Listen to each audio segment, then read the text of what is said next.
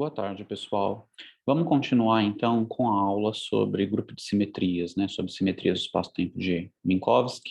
E agora, então, a gente, né, transferiu ou reduziu o problema, né, a analisar um subgrupo, né, do grupo de isometrias, do grupo de simetrias, que é o grupo restrito de Lorentz, ou grupo próprio e ortócrono, certo? Então, é isso que a gente vai fazer hoje, determinar a forma geral das transformações de simetria pertencentes a esse subconjunto, né, a esse subgrupo, e a partir daí, então, voltar e construir, né, ou indicar qual é a cara geral das transformações de simetria do grupo de Poincaré, que é o do espaço-tempo de Minkowski. Muito bem. Então, deixa eu compartilhar a tela aqui com vocês.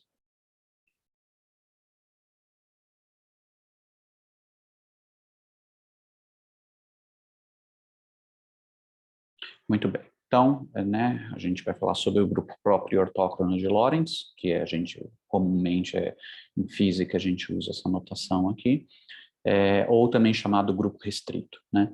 Outra notação que também é usada mais na literatura matemática é SO31 mais. O S para dizer que o determinante é mais um, e o mais para indicar que o sinal da primeira entrada, né, do lambda 00, né, da primeira linha e primeira coluna lá, tem sinal positivo maior ou igual a mais um, certo? Mas essa daqui é uma notação que não é incomum na literatura de física.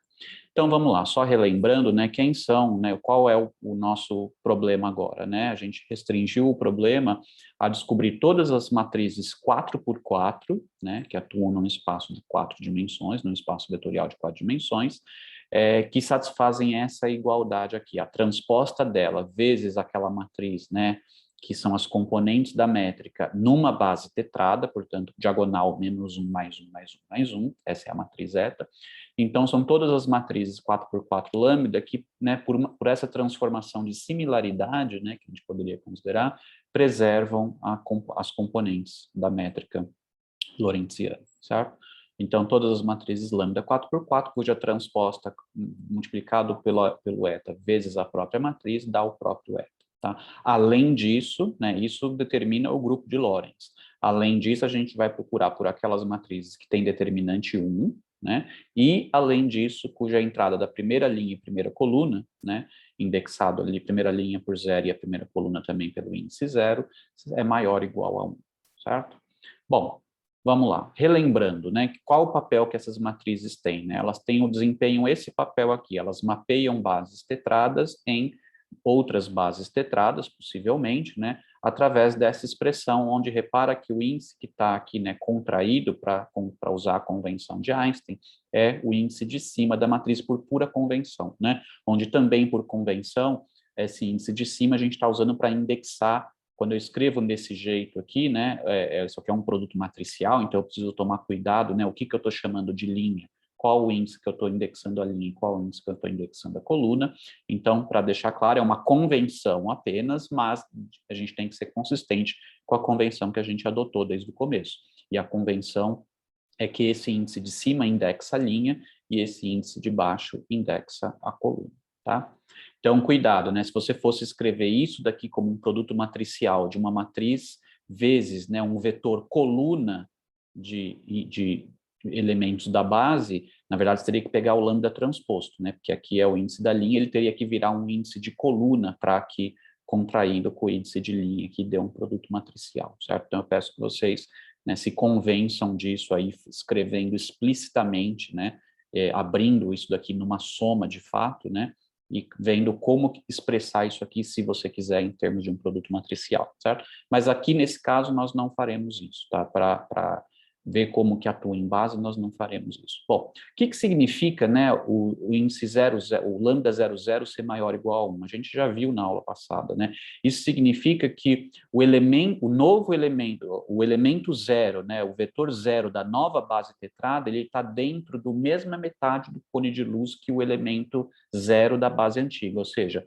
aquele vetor, né, que caracteriza a direção temporal dessa base tetrada, etil, né, tá dentro do mesmo cone, da metade do cone de luz que o antigo, certo?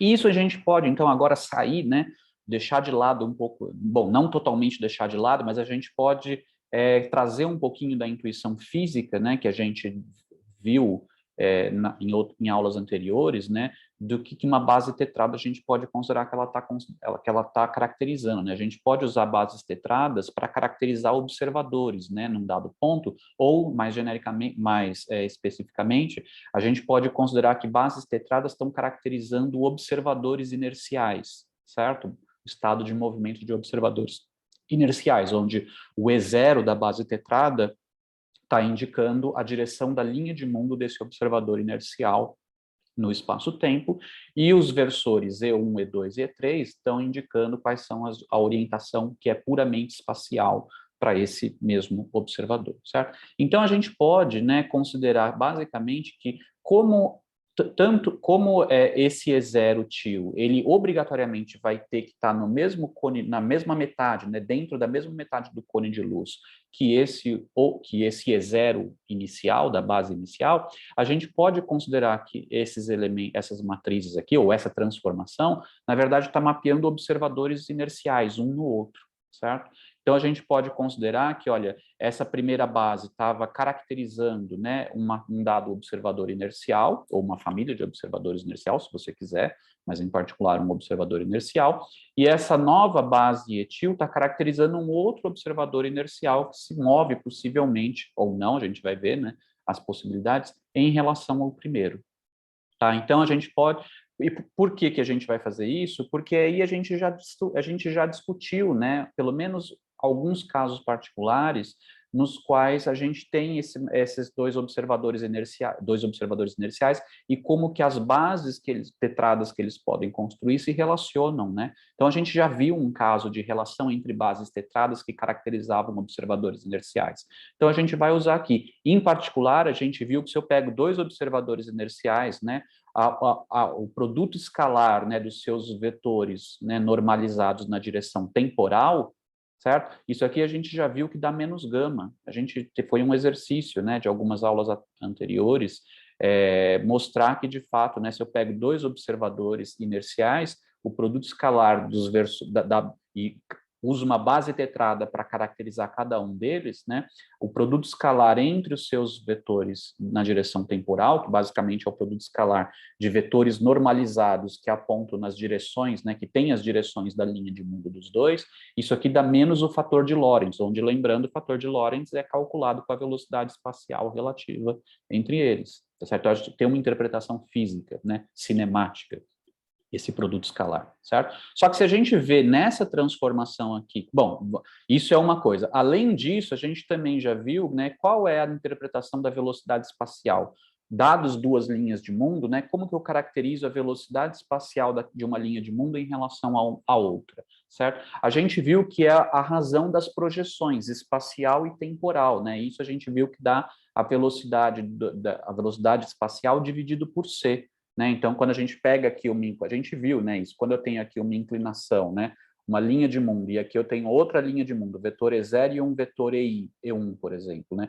A razão das projeções na direção espacial e na direção temporal, isso aqui mede a razão da velocidade espacial desse observador que está com a linha inclinada, né, em relação à outra, dividido pela velocidade da luz, certo? E isso vale para cada direção espacial. Então, ó, se eu pego aquela direção, repara que eu estou usando aqui, projetando, né, a direção temporal do observador OTIL. Se o observador sem tio, né, na base sem o tio, projeta na sua direção espacial e depois divide pela projeção do mesmo E0, ó, o mesmo E0 tio, certo? Só estou mudando o índice aqui para não dar confusão, né? Lembra que na convenção de contração, ou mesmo na convenção de Einstein, não pode repetir mais do que duas vezes o mesmo índice. Isso aqui só está representando, né, qual índice está contraído com qual, certo? Mas eu estou pegando o mesmo vetor etil, que está dando a inclinação da linha de mundo do observador OTIL, certo? E estou projetando aqui na direção temporal do O.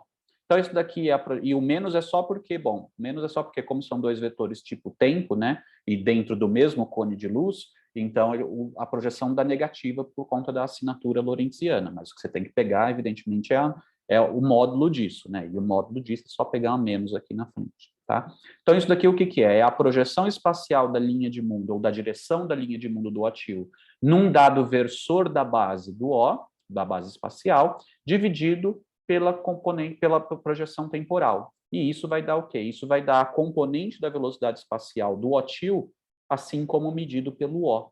Ou seja, vai dar o VJ sobre C, onde esse VJ, o que que é? É a componente na direção J da velocidade espacial do OTIL, assim como medido pelo observador O. Tudo bem? Bom, então a gente tem interpretação física, né, cinemática para esses produtos escalares, tá? E só que se você usar essa forma aqui, ó, para calcular cada uma dessas coisas, você vai ver que isso daqui vai dar justamente menos o lambda 00, certo? Então isso daqui, essa projeção aqui dá justamente menos lambda 00. E além disso, essa razão de projeções aqui dá essa razão aqui dos lambdas. Tá? Ou seja, daqui eu tiro que o lambda 00 dessa matriz aqui, que eu estou procurando, na verdade tem uma interpretação cinemática simples, é o fator de Lorentz, né, entre esses dois observadores que são caracterizados respectivamente por essas bases tetradas. Tá? E além disso, ó, o lambda J0, né, lembrando que o J aqui em cima ele indexa a linha, né, ele é gama, porque esse ômega lambda 00 a gente já viu que dá gama, vai ficar gama vezes VJ sobre C. Tudo bem? E agora eu também posso fazer, eu posso também pegar essa expressão aqui, ó, do jeito que ela dá a velocidade do OTIL em relação a O, certo? Em suas componentes.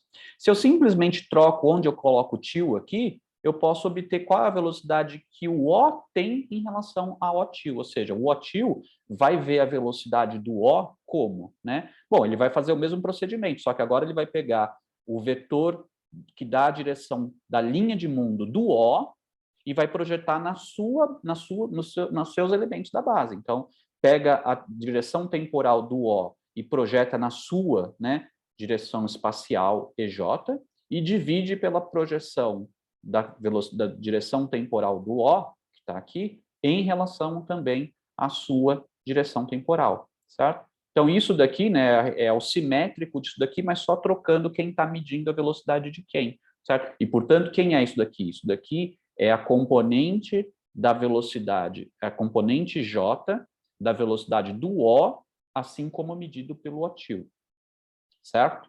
Uma coisa que a gente já viu é que os módulos das velocidades relativas são iguais, né? Então, se o OTIL se move em relação ao O com uma certa velocidade de módulo V, então a velocidade do O em relação ao OTIL também tem módulo V. Só que quanto vale as projeções depende das orientações espaciais. Em princípio, no caso geral, a orientação espacial dos eixos do O e do OTIL são totalmente independentes. Então, não tem por que bater, né, as componentes espaciais. O que tem que ser igual é o módulo dessas velocidades, tá? Bom, de qualquer maneira, quando mais uma vez você usa essa expressão para calcular isso, de novo, usando a matriz lambda que mapeia a base sem til na base com til, portanto, que mapeia, né, a base que caracteriza o O na base que caracteriza o OTIL, a gente chega nessa expressão aqui, ó.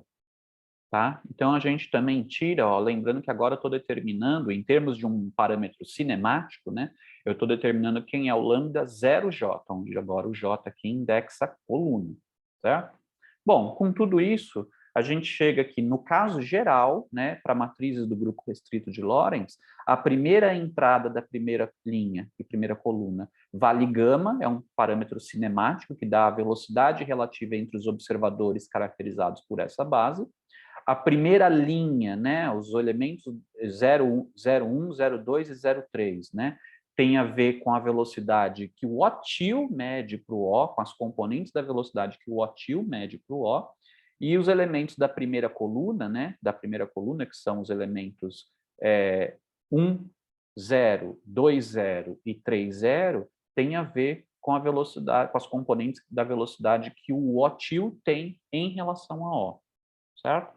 Ainda fica para ser determinado as componentes puramente espaciais do lambda, que a gente vai fazer a seguir.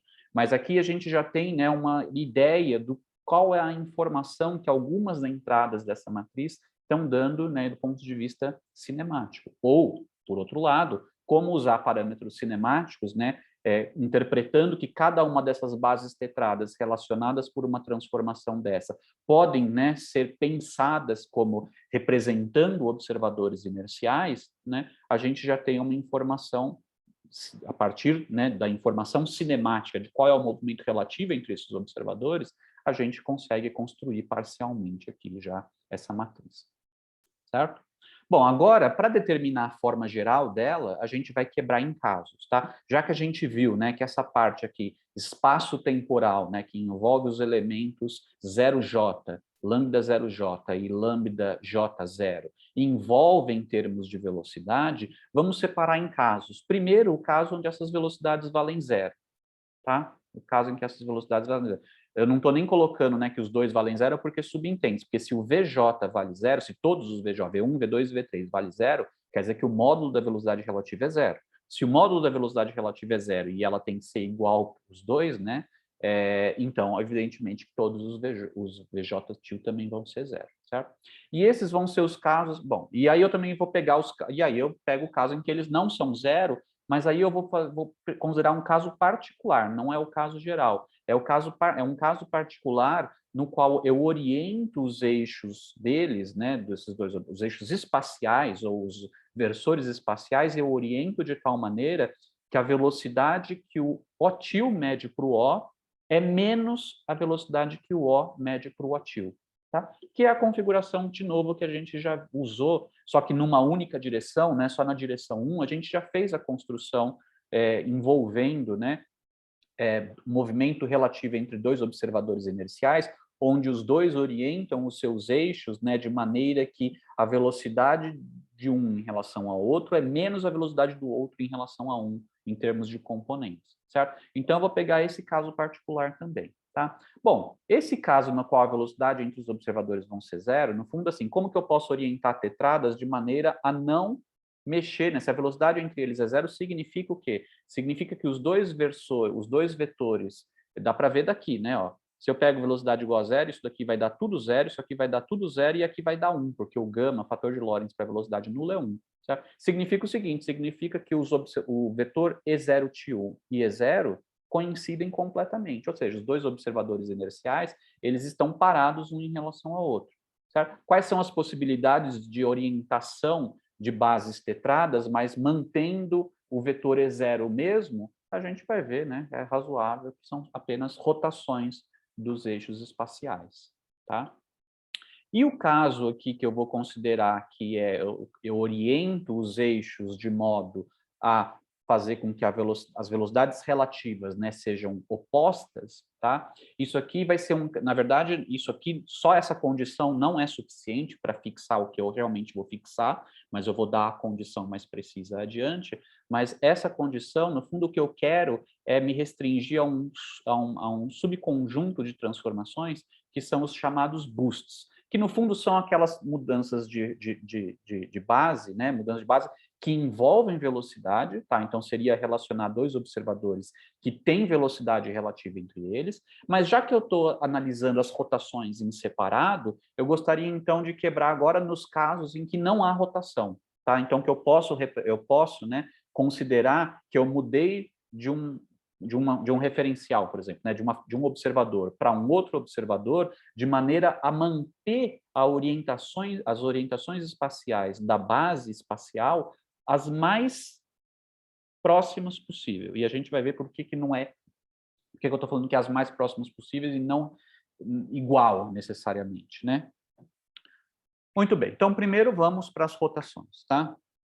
Então, né, por aquela forma geral que a gente viu da matriz, a gente vê que se eu coloco V igual a zero, o que eu tenho é que a minha matriz de transformação assume essa cara. Então, o primeiro elemento aqui é 1, que é o gama, né? Aqui vai dar zero, porque envolve as velocidades, e aqui eu tenho uma matriz que é 3 por 3, né? Subentende-se que esse meu zero aqui, na verdade, é um vetor de 3 componentes zero, aqui também 3 componentes zero, isso daqui, portanto, é uma matriz 3 por 3, tá certo? Bom, o fato de que esse lambda aqui tem que satisfazer, por definição, aquela igualdade de eta é igual a lambda transposto eta lambda, implica, né, que esse meu R tem que satisfazer essa equação aqui, certo? que muitos de vocês vão reconhecer de mecânica clássica, por exemplo, tá certo? É o conjunto das matrizes ortogonais, certo? Das transformações ortogonais, ou seja, que pegam, né, bases ortonormais, se isso aqui é 3 por 3, então pega 3 vetores que são ortonormais e levam em outros 3 vetores que são ortonormais também, certo? Só que com uma restrição. O fato de que eu estou considerando só as matrizes lambda que têm determinante 1, isso fixa que o determinante do R também tem que ser 1, certo? Ou seja, essas matrizes são as matrizes ortogonais e sujeito a essa restrição são as matrizes especiais ortogonais, certo? Aquelas matrizes ortogonais que têm determinante 1, que forma o grupo SO3, o grupo ortogonal das transformações especiais, né? Por especiais é o nome que se dá para determinante igual a 1, certo? Dessas matrizes aqui. E em 3 dimensões, porque atua num espaço, né, em 3 vetores, certo? Que são os vetores espaciais nesse caso, que são as matrizes de rotação, certo? Então, as maneiras que eu pego uma base ortonormal e levo numa outra base ortonormal, preservando a ordem, né, a quiralidade da base, é isso que o determinante 1 aqui está dizendo, significa que eu uso a regra se eu uso a regra da mão direita e vou do vetor 1 para o vetor 2, através do menor ângulo, do ângulo de 90 graus. Isso dá a direção do vetor, dá o sentido do vetor 3. Se eu vou do 2 para o 3, me dá o sentido do vetor 1. E se eu vou do 3 para o 1, me dá o sentido do vetor 2, certo? Então, isso daqui é uma quiralidade positiva ou de mão direita, certo? E o que essas transformações fazem é preservar a quiralidade da base, ou seja, é mudar uma base ortonormal meramente rotacionando ela no espaço, tá? Bom, né, qual é, ó, repara o seguinte, né, se você volta lá na definição da matriz lambda, você vai perceber o seguinte, que o que é a entrada da iésima linha e da jésima coluna dessa matriz tem uma interpretação geométrica que é basicamente o produto escalar entre o vetor j da nova base com o vetor i da base antiga. Cuidado com a ordem, tá? Porque isso aqui não é, se eu trocar aqui o tio e botar aqui, o resultado dá diferente, tá? Então, cuidado com a ordem aí, tá?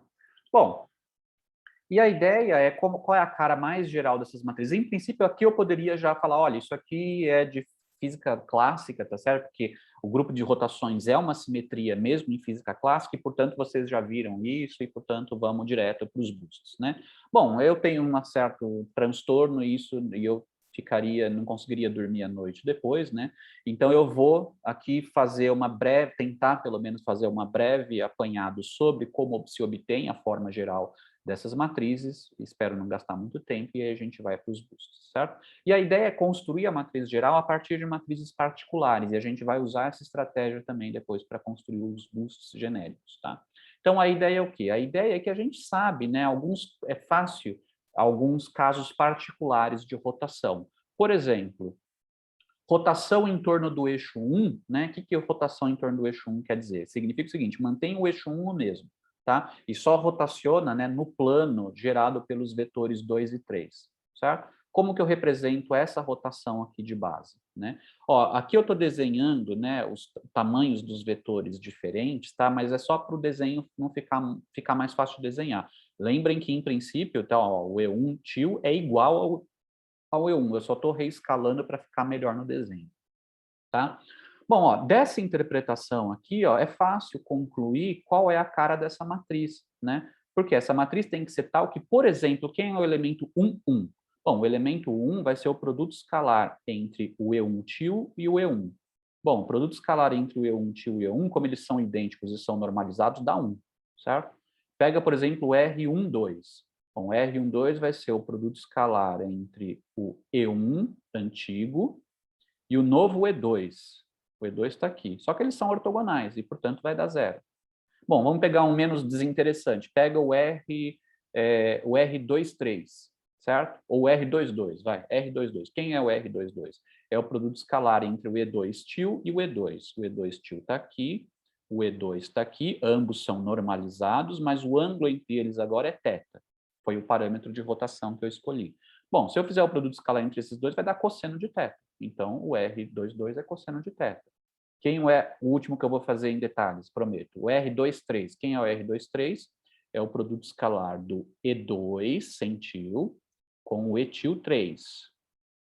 E2 com etil 3. Ó, tá aqui o etil 3.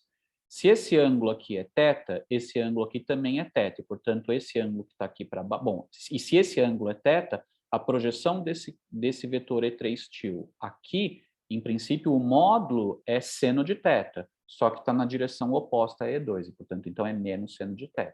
Então, o R23, vamos lembrar, né, em torno do eixo 1, a rotação em torno do eixo 1, a entrada 2, 3 da matriz de rotação em torno do eixo 1 tem que dar menos seno de θ, certo? Se eu não errei aqui a minha análise, né? Vamos ver, né?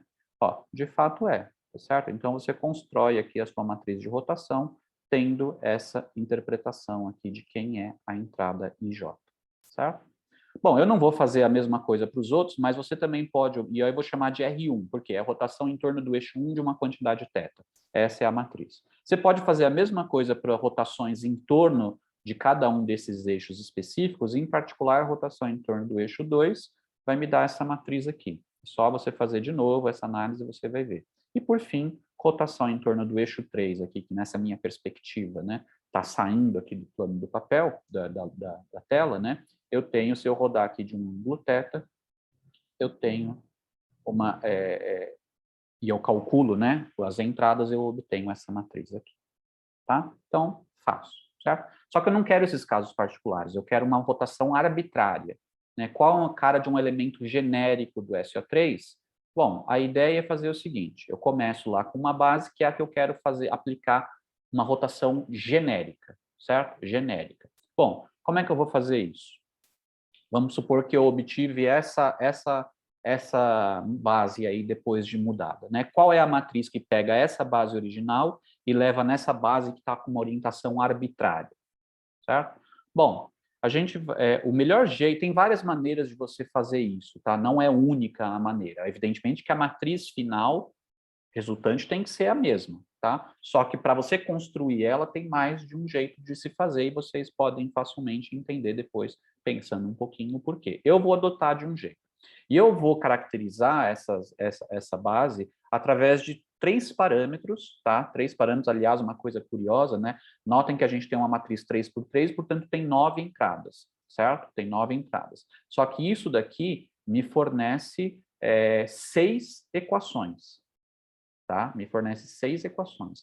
E, portanto, dessas 9 entradas, elas não são totalmente independentes. Eu tenho 6 vínculos entre elas. E, portanto, isso me dá o quê? Vai me sobrar 3 parâmetros livres, tá? Essa matriz aqui, essa igualdade não fixa, na verdade, não diminui o número de graus de liberdade, porque ela decorre dessa, né? Isso daqui não é uma... quer dizer, em princípio, o determinante ser...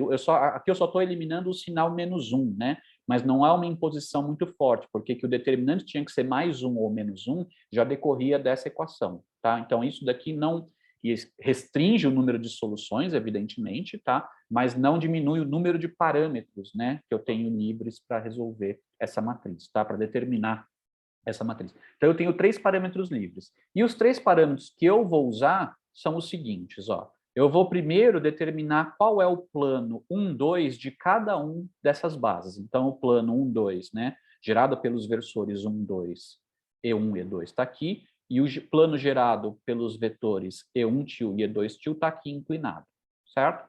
Aí você acha a chamada linha nodal. Linha nodal é onde é a direção na qual esses dois planos se interceptam, tá? Que seria, por exemplo, essa daqui. E aí os 3 parâmetros que eu vou usar são os seguintes, são os chamados ângulos de Euler. Eu pego esse ângulo aqui, que a linha nodal faz com o vetor E1 da base original, chamo ele de Φ. Pego o ângulo que o vetor E1 til, o novo vetor E1, né, o E1 til, faz com a linha nodal e chamo de Φ, medido, né, nesse sentido, tá?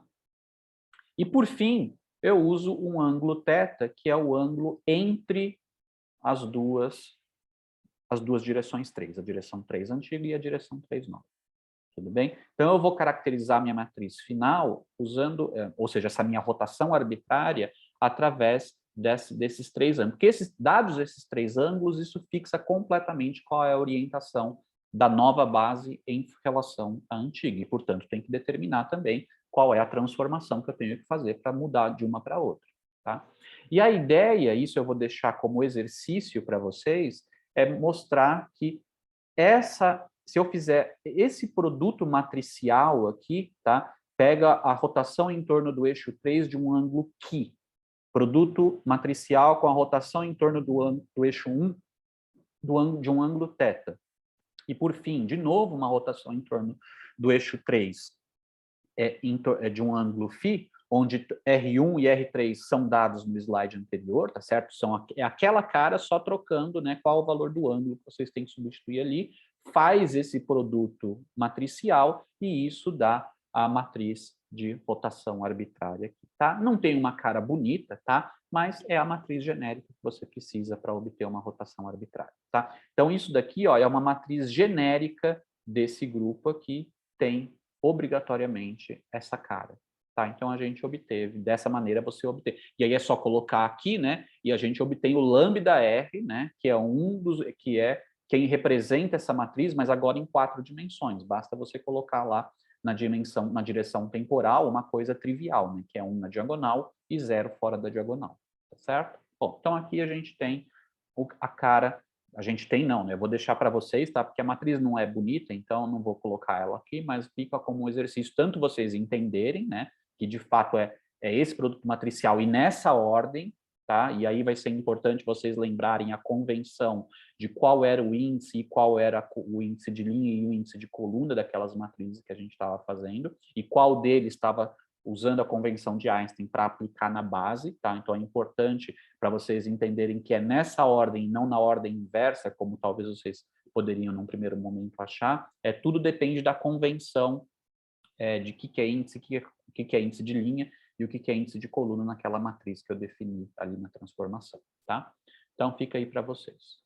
Muito bem, agora vamos para os boosts, que seria, né, a parte que vem realmente, que é diferente de física clássica. Embora a física clássica também tenha as transformações de boost, que é quando você muda de um referencial inercial para outro, em física clássica também é uma transformação de simetria, mas lá é uma transformação de simetria, é uma transformação de Galileu, certo? Não envolve o tempo, certo? Aqui, quer dizer, não envolve de maneira não trivial o tempo, né? Os tempos dos dois observadores, dos dois referenciais, são iguais porque tempo é absoluto. Aqui não, aqui vai afetar o tempo. Só relembrando, né, o que eu estou chamando de boosts, então é uma mudança de uma base que representa um observador inercial para uma outra base tetrada que representa um outro observador inercial que se move em relação ao primeiro. A primeira coisa é que há movimento relativo. E a gente já viu, né, num diagrama de espaço-tempo, que quando há movimento relativo, o que é seção espacial, né, isso vem da estrutura do espaço-tempo, tá? O que é seção espacial para esses dois observadores é diferente, certo? Então, em particular, por exemplo, ó, esse observador aqui vai definir o seu E0 que está nessa direção. Os Es espaciais, E1, E2, E3, vão estar na direção desse plano aqui, porque para esse observador, essa é a seção que é puramente espacial. É ao longo desse plano que eu tenho as direções que são ortogonais à sua linha de mundo. Já para um outro observador que se move em relação ao primeiro, essa, por exemplo, seria a linha de mundo dele, e, portanto, o E0 dele está para cá. Ó. Só que para ele, o que é puramente espacial está aqui.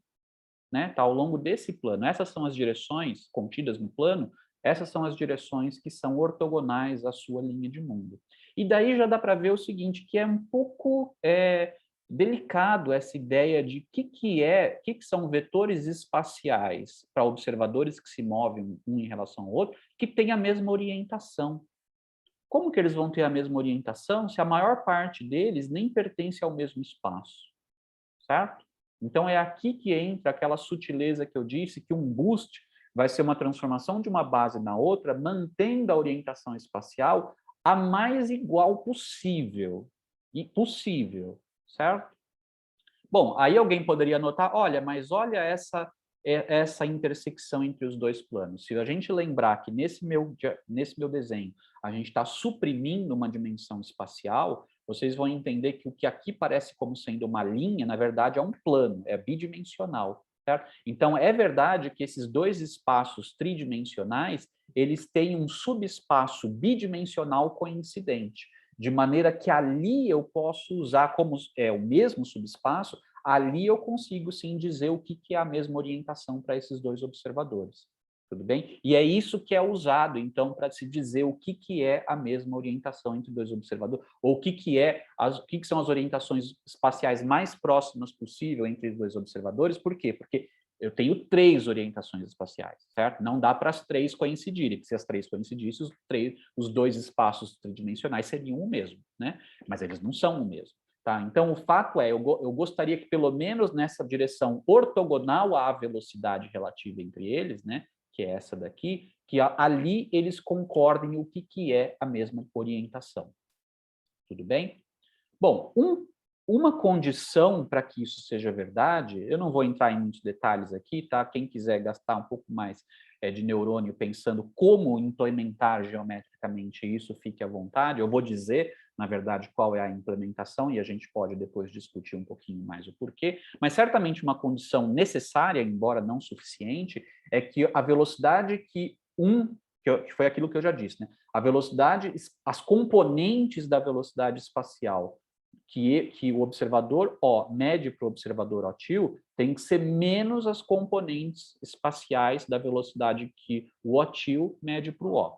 Tá? Então, né, esse é um critério básico, mínimo, né, para a gente dizer que tem chance de que as orientações espaciais, que os eixos, né, o que cada um deles definiu como sendo direção E1, E2 e E3, sejam as mesmas. Por quê? Porque aí há chance, né, se o movimento está assim, né, se o movimento está assim, então é natural de que trivetorialmente falando, né, em termos de velocidades espaciais, dizer que a velocidade entre eles é oposta, né? Vetorialmente, a velocidade que esse tem em relação a esse é menos a velocidade que esse tem em relação a esse. Tá? Então essa é uma condição mínima, mas ela não fixa completamente a orientação. Sobra ainda um parâmetro livre. Tá? E, na verdade, eu já vou dar a resposta aqui. Tá?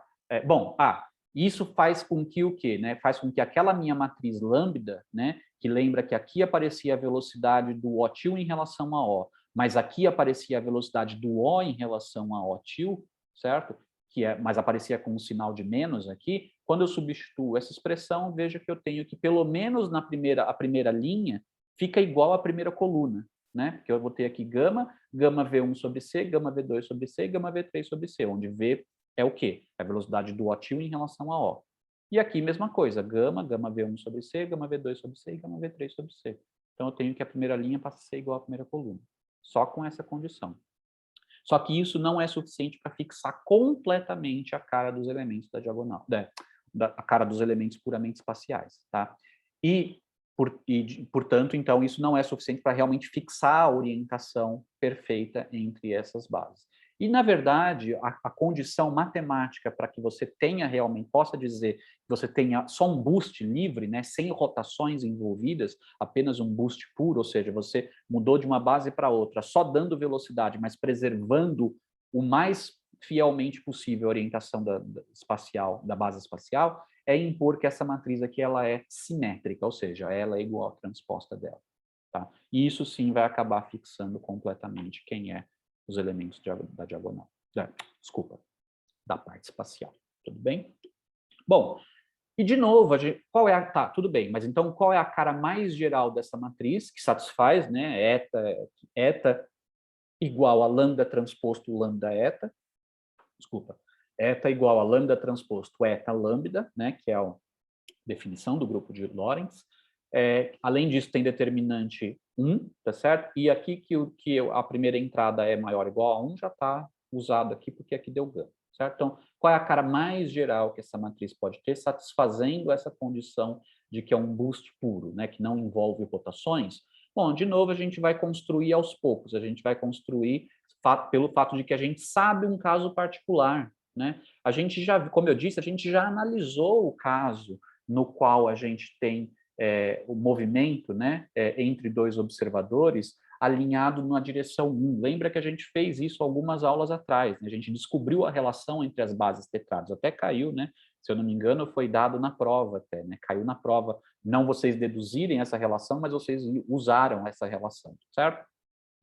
Então, que basicamente era essa mesma figura. Eu tinha aqui um observador e a sua seção espacial, e eu pegava aqui um outro observador e a sua seção espacial, e aqui, no caso, com o movimento, eu tinha escolhido, né, eu tinha definido que o que seria os eixos 1 de cada um deles seria justamente de maneira que o movimento relativo entre eles fosse apenas na direção 1. Certo? Esse é o caso mais simples em que a gente tem os eixos o mais alinhados possível, né? Por quê? Porque aí os outros dois eixos, os outros dois vetores, tanto o E2 quanto o E3, quanto o E2 til, quanto o E3 til, eu posso facilmente fazer com que eles estejam alinhados. Por quê? Porque aquele subespaço bidimensional perpendicular à velocidade é igual para os dois, né? Então ali há uma boa noção do que é mesma orientação, e aí você simplesmente escolhe a mesma orientação. E2 til igual a E2 e E3 til igual a E3, certo? E a gente viu qual é a cara da matriz. A cara da matriz é essa daqui, certo? Essa daqui era a cara da matriz envolvendo como que eu obtenho o E0 til em função do E0 e do E1 e como que eu obtenho o E1 til em função do E0 e do E1, certo? Então, esse eu estou chamando de matriz de boost na direção 1 com um parâmetro de velocidade V, certo? Essa é a velocidade que o O til tem em relação ao O. Notem, né, que satisfaz essa cara e, além disso, de fato, ela é uma matriz simétrica, certo? Bom, vocês podem fazer a mesma coisa para a direção 2, tá? Se vocês quiserem, vai dar algo assim, não é difícil de imaginar. E a mesma coisa para a direção 3, vai dar algo assim. Tá? Então, a gente tem, né, os boosts particulares ao longo de eixos específicos, certo? A questão toda é agora, tá, e se eu fizer um boost numa direção arbitrária, que não coincide com nenhum dos vetores originais da base, certo? Eu tenho uma base já pré-estabelecida e eu quero fazer um boost, né, numa transformação de simetria do grupo próprio ortógono de Lorentz, mas numa direção, com uma dada velocidade, mas num sentido arbitrário, numa direção arbitrária. Como fazer isso? E, de novo, a gente vai construir aqui passo a passo, tá? Então, a ideia vai ser a seguinte, vamos supor que eu tenho aqui a minha base, que é a que eu quero mudar. Eu estou desenhando a base espacial aqui, certo? Não é a base espaço-temporal, certo? E vamos supor que eu quero fazer um boost, né, ao longo desse vetor velocidade aí, tá? Caracterizado por componentes, que eu vou ter aqui uma componente V1, uma componente V2, que estaria a projeção aqui, e uma componente V3, que estaria aqui. Certo? Só que vai ser mais conveniente caracterizar essa velocidade, ao invés de usar suas componentes, V1, V2, V3, caracterizar pelo módulo do vetor, que é V, tá? E pelos ângulos esféricos que determinam essa direção, que são os ângulos esféricos, né? Então, eu tenho aqui o ângulo que essa projeção faz com a direção 1, seria a direção x, né? Usualmente, tá? A direção 1, chamo de φ, e o ângulo que esse vetor faz com a direção 3, que eu chamo de θ. Certo? Ângulo azimutal e ângulo polar. Tá? Muito bem, então, né, aí se eu quiser, quem é o V1? V1 é fácil, V1 é V seno de θ, cosseno de φ. Quem é o V2? É V seno de θ, seno de φ. E quem é o V3? V cosseno de θ. Certo? Então, se eu quiser, né, é fácil converter de um para o outro. Tá? Bom, qual é a ideia? A gente sabe fazer boosts ao longo das direções dos eixos. Então, a ideia toda, já que a gente também já sabe qual é a cara geral de uma matriz de rotação, ou como, né, fazer rotações em torno de eixos, a ideia é, primeiro, antes de fazer o boost, construir esse boost completo através de transformações parciais. Primeira coisa que eu vou fazer é pegar esse eixo, fazer uma transformação dessa base original para uma outra que é só girada em torno do eixo 3. E eu defino uma nova base etil, tá? Cuja orientação do E1 agora veio parar aqui, ó. Tá aqui. Então, o que eu fiz para isso? Né? Eu fiz uma rotação de φ em torno do eixo 3. Certo? E agora eu vou fazer o seguinte, mas eu não quero fazer, como eu quero usar, por exemplo, um boost numa direção específica, por exemplo, na direção 1, então eu quero que esse meu vetor E1 aqui, ele venha parar exatamente na orientação da velocidade. Para fazer isso, nota que eu posso fazer uma rotação mantendo o eixo E2 fixo, então aqui meu desenho não é meio difícil, eu não sou muito bom de desenho, mas aqui eu estou fazendo uma rotação em torno do E2, tá, agora. Então eu estou mantendo o E2 fixo, e estou fazendo uma rotação, só que repara que é uma rotação que em relação ao E2 não é contrário à regra da mão direita, tá certo? Mas eu estou rodando no sentido contrário à regra da mão direita, de que ângulo? Eu tenho que fazer esse vetor que estava aqui no plano equatorial e parar lá fazendo um ângulo θ com o eixo 3. Portanto, eu tenho que rodar de π sobre 2 menos θ, certo? Se eu rodasse de π sobre 2, seria o caso do θ igual a zero, né? Tudo bem? Então, tem que vir parar aqui, ó. Mantém a projeção, né? Mas agora venho parar aqui, tudo bem? Então, estou fazendo essa rotação. Notem isso, né? É uma rotação de π sobre 2 menos θ, mas no sentido oposto ao da regra da mão direita. Então, se você for usar a regra da mão direita, né, para dar o ângulo da rotação, é o oposto disso, é θ menos π sobre 2, tá? Bom, aí, o que eu faço agora, né? Eu faço uma... Agora sim, ó, eu tô com o meu eixo orientado, meu eixo 1, orientado bem na direção que eu quero fazer o boost. Tá? Então, o que eu faço agora? Eu aplico uma nova transformação, agora eu aplico um boost na direção 1, na nova direção 1, tá certo? Que a nova direção 1 é essa daqui. E eu mapeio essa minha base vermelha, eu sempre estou desenhando a base original, né? Mas você tem que pensar que essas matrizes que eu estou aplicando, elas, na verdade, estão atuando na última base que eu obtive, tá certo? Eu estou fazendo transformações sequenciais. Primeiro eu mudo dessa base para essa vermelha, depois dessa vermelha para essa outra vermelha, agora dessa outra vermelha eu aplico um boost e obtenho essa outra vermelha que está, né, assim, foi o meu recurso artístico para dizer que essa base vermelha agora tem uma certa velocidade, ela está se movendo em relação ao anterior, e aí eu já vou ter feito o boost. E agora, o que eu faço? Certamente a orientação dessa nova base vermelha, E3 til aqui, né, E com 3 tils em cima, não é a mesma da base original que eu tinha. Só que aí o que eu faço? Eu pego essas rotações que eu fiz e desfaço elas. Tá? É óbvio que quando eu for desfazer, vai dar o que eu quero? Não é óbvio a princípio. Você calcula, né? Dá para argumentar que é, mas não é tão óbvio que é só realmente desfazer essas rotações e aí eu vou voltar para a orientação mais igual possível com a orientação original, tá? Mas você pode verificar também a posteriori. Uma vez tendo a matriz, você aplica no que é, nas direções que são ortogonais à velocidade e vê que, de fato, elas são preservadas, tá? E aí fica como exercício vocês mostrarem o seguinte, que tudo isso daqui, né? E aí o que você obtém depois de feito isso? Vocês obtêm algo que espacialmente, né? Eu estou representando pictoricamente como sendo o quê? Uma base que tem a mesma orientação espacial da original, só que está se movendo agora com velocidade v. Cuidado, essa ilustração aqui ela é enganosa, tá? Porque aqui parece, né, que de fato o observador que está parado na base azul aqui, né, que é quem está vendo essa figura, porque a outra está se movendo, né? Que é quem está parado aqui nessa figura, essa figura dá a impressão que, de fato, os eixos estão perfeitamente alinhados, né, só se movendo.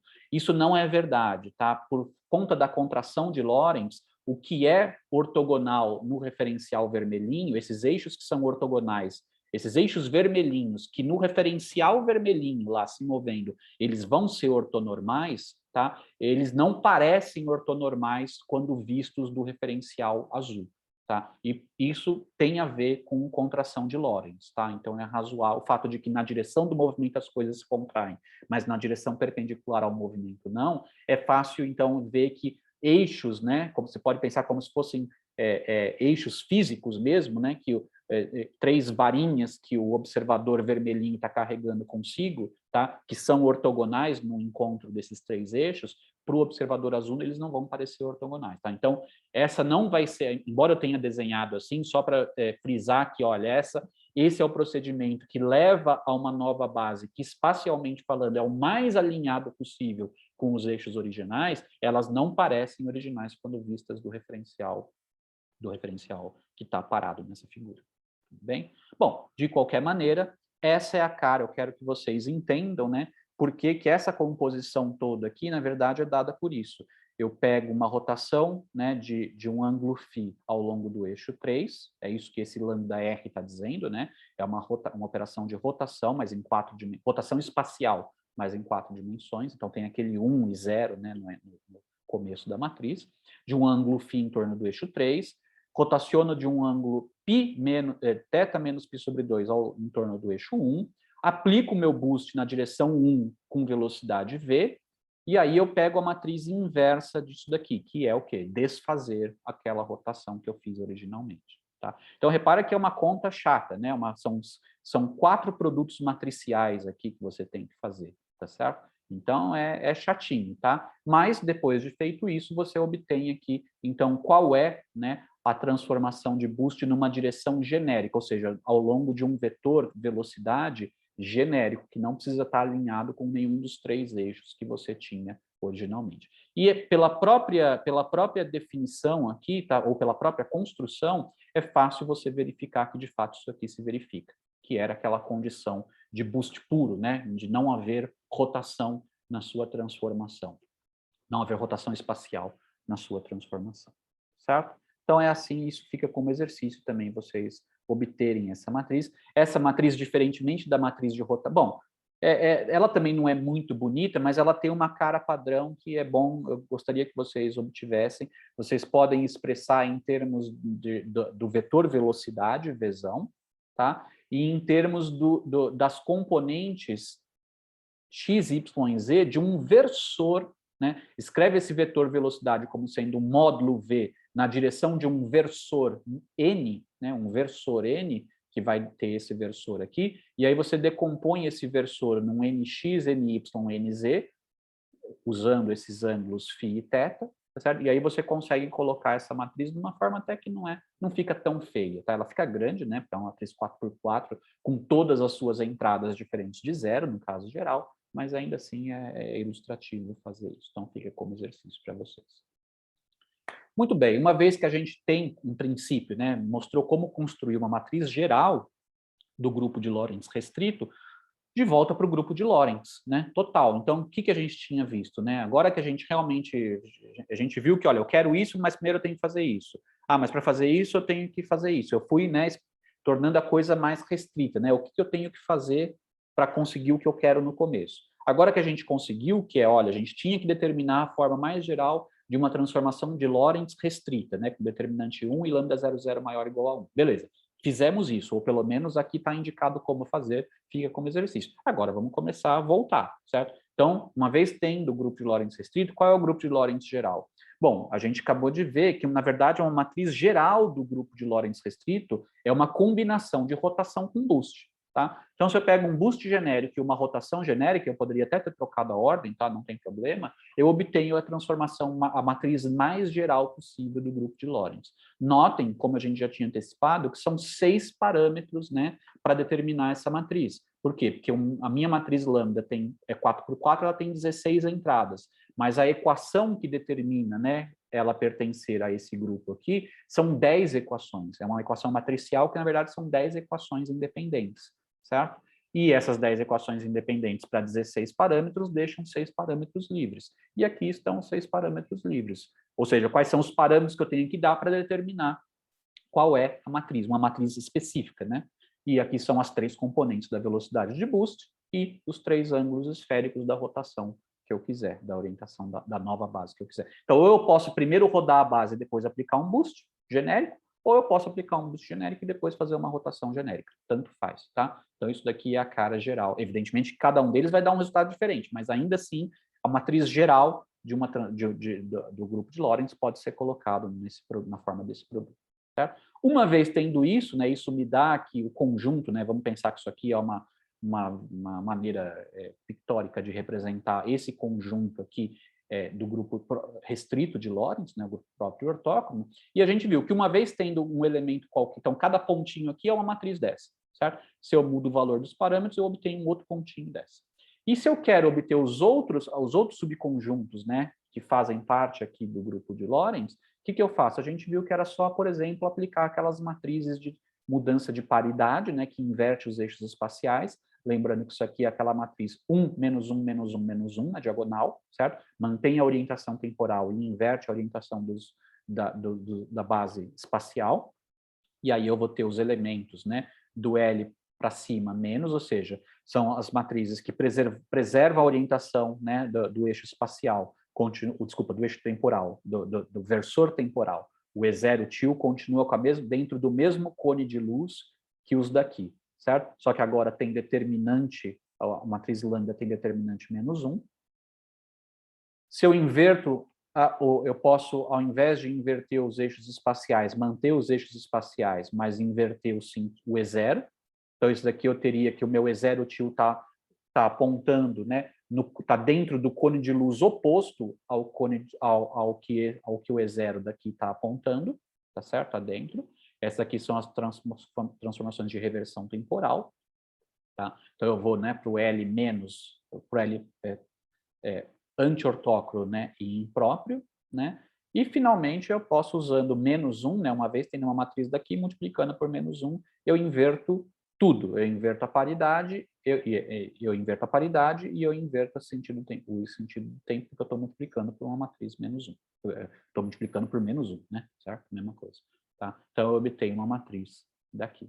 Tá? E também há essas outras, né, conexões aqui. Se eu compuser P com T, vocês podem ver que a matriz P composta com a matriz T dá justamente menos a identidade, né? Então eu posso ir vindo daqui para cá, ou vindo direto, e além disso também posso vir daqui para cá, ou vir direto, multiplicando por -1, certo? Então, de novo, uma vez determinado quem são essas matrizes, todo o grupo está determinado, certo? Então, esse total aqui é o grupo O31, certo? O elemento identidade, né, tá nessa componente aqui. Isso aqui a gente chama de componentes conexas, né, que elas estão ligadas aqui. Cada uma delas é conexa porque formam, né, um conjunto ligado. O que significa isso, ligado grosseiramente? O que significa isso? Significa que eu posso, variando continuamente esses parâmetros e obtendo transformações diferentes, mas eu não consigo sair desse subconjunto, tá? Então, por variação contínua dos parâmetros, eu consigo me mover dentro desses subconjuntos. Se eu aplicar uma transformação de paridade, eu venho para cá. E aí, eu movendo, né, E aí, bom, então quer dizer que, por exemplo, P vezes uma matriz dessa, se eu, a partir de aplicar o P, eu começo a mexer continuamente esses parâmetros, eu começo a andar aqui, ó, obter diferentes pontos, né, diferentes matrizes, mas daqui, eu não consigo continuamente mudar daqui para cá. Então, cada uma dessas a gente chama de componente conexa do grupo de Lorentz, tá certo? Mas, né, elas são desconectadas, então não tem como eu passar de forma contínua, né, movendo continuamente esses parâmetros reais, não tem como eu passar de uma componente conexa para outra, tá? E a identidade, ela pertence a um deles só. Então, o grupo próprio e ortócrono, ou o grupo restrito de Lorentz, ele tem a peculiaridade de que ele é constituído por todas as transformações de simetria que podem ser obtidas a partir da identidade por variação contínua dos parâmetros, tá? E é esse grupo que, de fato, toda teoria fundamental formulada no espaço-tempo de Minkowski tem que satisfazer, tá? Não obrigatoriamente desses outros. Fisicamente, você poderia meio que intuir pelo seguinte, porque essas são as transformações que realmente representam mudança contínua no estado de movimento ou de orientação de um observador. E isso não pode afetar a física por trás, porque a física por trás não depende de observadores. Então, as leis físicas, elas têm que ter, né, qualquer lei física fundamental, ela tem que respeitar ou que significa o seguinte, elas têm que ter também como seu subgrupo de simetrias esse grupo de Lorentz próprio e ortócrono, que são aquelas transformações que podem ser obtidas continuamente a partir da identidade. Certo? Muito bem, pessoal. Agora a ideia seria o quê? O que está faltando? A gente voltar para o grupo de Poincaré. O que é o grupo de Poincaré? É pegar essas transformações e agora, além disso, permitir translações rígidas, né? Mas isso é mais simples, né? Translações rígidas é mais simples. E tentar visualizar o que isso faz no espaço-tempo, porque repara que tudo isso daqui, né, atua no espaço tangente. O propósito original era ver como que essas simetrias mapeiam pontos do espaço-tempo. Certo? Bom, o que uma translação rígida faz?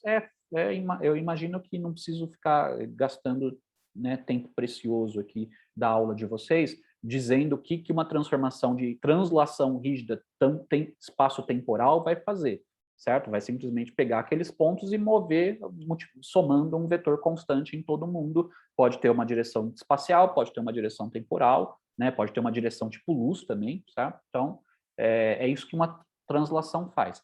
Rotações espaciais, também eu acredito que eu não precise ficar realmente discutindo aqui com vocês como que é o mapeamento nos eventos do espaço-tempo relacionado a rotações espaciais, né? Dada uma decomposição do espaço-tempo em termos de uma direção temporal e as direções espaciais e as superfícies espaciais ortogonais, é basicamente fazer uma rotação rígida de todas essas superfícies espaciais juntas em torno de um eixo. Isso é um eixo, uma linha de mundo, né? Isso vai me dar uma rotação espacial. Esse é o mapeamento de rotação espacial, tá? Então, rotações espaciais e translações espaço-temporais, eu imagino que não precise ficar discorrendo muito a respeito, tá certo? Do que isso representa quando atuando nos eventos do espaço-tempo.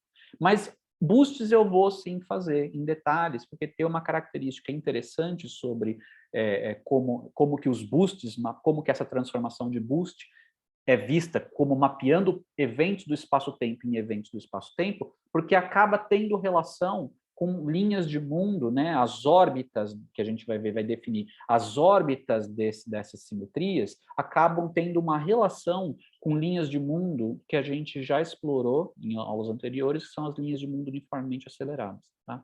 Então, isso eu vou dedicar, ao contrário do que eu tinha planejado inicialmente, que era fazer só 3 aulas, né, falando sobre simetria, mas eu planejo então fazer mais uma aula só por conta, essa daqui já ficou meio extensa, né, para dedicar, vai ficar talvez curta a quarta aula, mas eu prefiro separar, né, porque essa daqui já ficou meio extensa, e aí então eu mapeio, né, como que essas transformações de boost, o que que elas estão fazendo nos eventos, quando eu penso nelas como uma transformação de simetria no espaço-tempo, né, como que elas estão mapeando eventos em eventos, tá certo?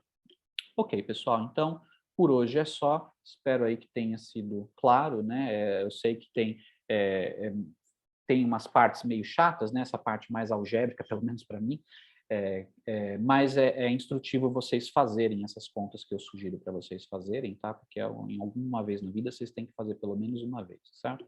Então tá, pessoal, um abraço. Daqui a pouco a gente tem nossa reunião. Essa aula a gente deixa então para discutir na sexta-feira, tá certo?